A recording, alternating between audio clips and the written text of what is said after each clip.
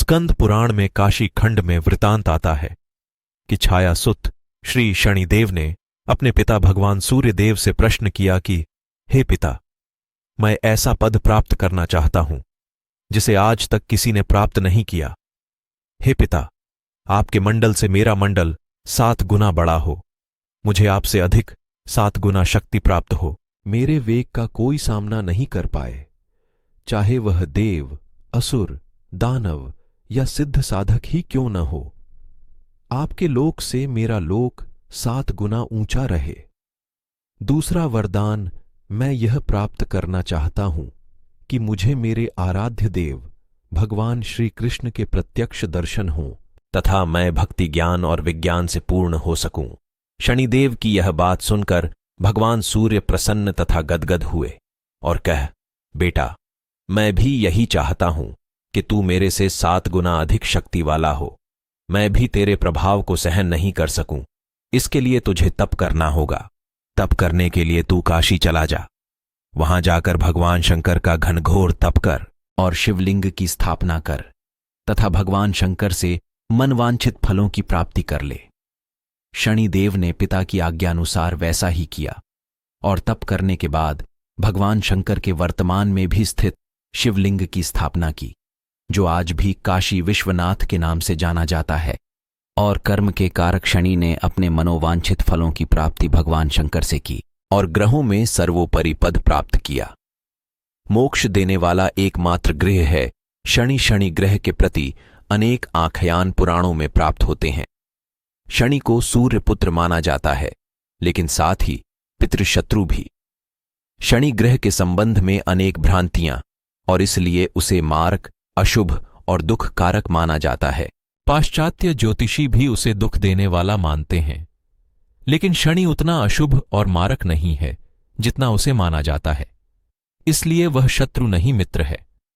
मोक्ष को देने वाला एकमात्र शनि ग्रह ही है। सत्य तो यही है कि शनि प्रकृति में संतुलन पैदा करता है और हर प्राणी के साथ न्याय करता है। जो लोग अनुचित विषमता और अस्वाभाविक समता को आश्रय देते हैं, इस कारण शनि है। पितृशत्रु धर्म ग्रंथों के अनुसार सूर्य की द्वितीय पत्नी के गर्भ से शनिदेव का जन्म हुआ।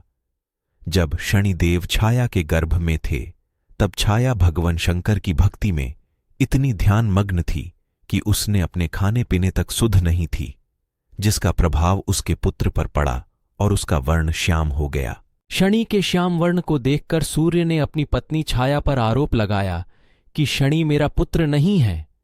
तभी से शनि अपने पिता से शत्रु भाव रखता है। शनिदेव ने अपनी साधना तपस्या द्वारा शिवजी को प्रसन्न कर अपने पिता सूर्य की भांति शक्ति प्राप्त की और शिवजी ने शनिदेव को वरदान मांगने को कहा। तब शनिदेव ने प्रार्थना की, युगों युगों में मेरी माता छाया की पराजय होती रही है। मेरे पिता सूर्य द्वारा अनेक बार अपमानित व प्रताड़ित किया गया है। अतः माता की इच्छा है कि मेरा पुत्र अपने पिता से मेरे अपमान का बदला ले और उनसे भी ज्यादा शक्तिशाली बने।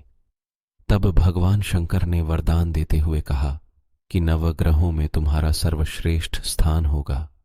मानव तो क्या दे, देवता भी तुम्हारे नाम से भयभीत रहेंगे। शनि के संबंध में हमें पुराणों में अनेक आख्यान मिलते हैं। माता के छल के कारण पिता ने उसे शाप दिया।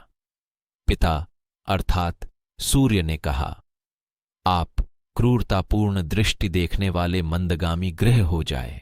यह भी आख्यान मिलता है कि शनि के प्रकोप से ही अपने राज्य को घोर दुर्भिक्ष से बचाने के लिए राजा दशरथ उनसे मुकाबला करने पहुंचे, तो उनका पुरुषार्थ देखकर शनि ने उनसे वरदान मांगने के लिए कहा। राजा दशरथ ने विधिवत स्तुति कर उसे प्रसन्न किया। पद्म पुराण में इस प्रसंग का सविस्तार वर्णन है। मत्स्य पुराण में महात्मा शनिदेव का शरीर इंद्रकांति की नीलमणि जैसी है। वे गिद्ध पर सवार है, हाथ में धनुष बाण है, एक हाथ से वर मुद्रा भी है। शनिदेव का विकराल रूप भयावना भी है। शनि पापियों के लिए हमेशा ही संहारक हैं।